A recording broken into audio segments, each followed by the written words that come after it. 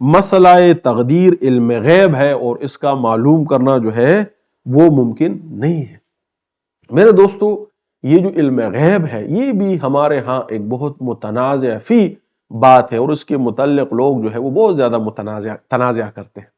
اور سب سے بڑا جو تنازع ہے وہ خود رسول کریم صلی اللہ علیہ وآلہ وسلم کے متعلق ہے، کیونکہ مضمون میں آ گیا ہے، لہٰذا اس پر بھی جو ہے وہ بات کرنی چاہیے۔ وہ تنازع رسول خدا صلی اللہ علیہ وسلم کی ذات میں وہ یہ کرتے ہیں کہ آیا آپ کو علم غیب حاصل تھا یا علم غیب حاصل نہیں تھا؟ تو اس میں احناف میں ہی، یعنی اہل سنت والجماعت میں ہی جو دو بڑے طبقے ہیں، جس کو ہم دیوبندی یا دوسرے کو بریلوی کہتے ہیں، ان کے متعلق جو ہے یہ تنازع موجود ہے، وہ تنازع کرتے ہیں۔ اور وہ تنازع یہ ہے کہ میرے اپنے خیال میں جو بریلوی حضرات ہیں ان کی رائے یہ ہے کہ رسول خدا کو علم غیب حاصل ہے، اور جو اہل دیوبند ہے وہ کہتے ہیں کہ نہیں، رسول خدا جو ہے وہ غیب کا علم جو ہے وہ نہیں جانتے۔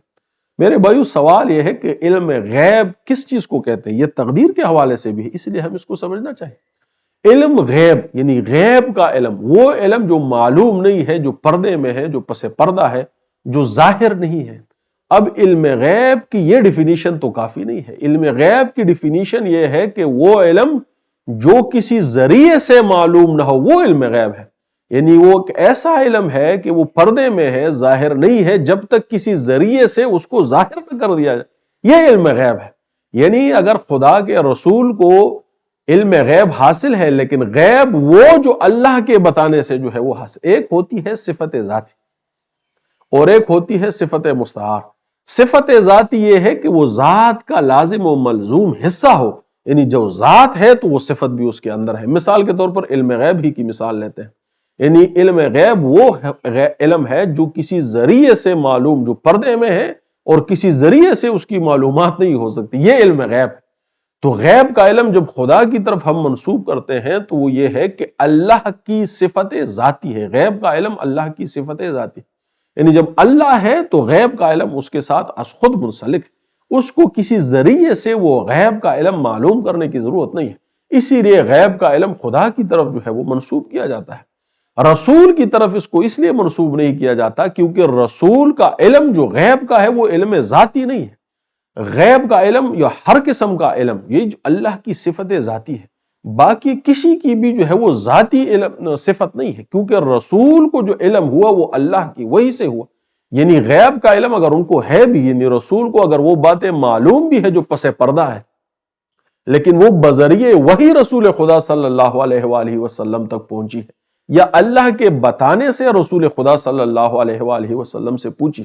لہٰذا جب ذریعہ خدا کا ہے اور وحی کا ہے تو علم غیب از خود جو ہے وہ ختم ہو گیا، اب وہ غیب نہ رہا، اب وہ ظاہر ہو گیا، جو کسی ذریعے سے جو ہے وہ ظاہر ہو گیا۔ مثال کے طور پر اس کی دنیاوی مثالیں بہت ہیں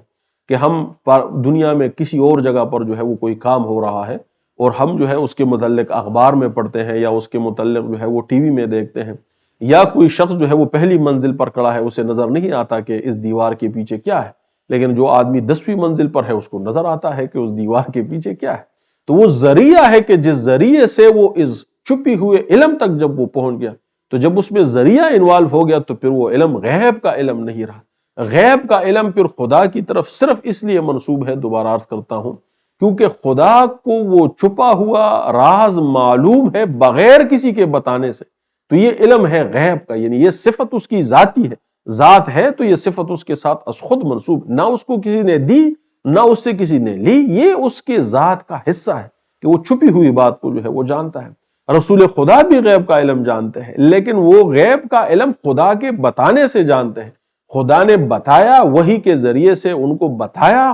ان پر جو ہے فرشتہ نازل ہوا، قرآن نازل ہوا، وحی نازل ہوئی، اللہ نے بتائی تو رسول خدا کو جو ہے وہ معلوم ہوئی۔ تو یہ خدا اور رسول کے درمیان بہرحال ایک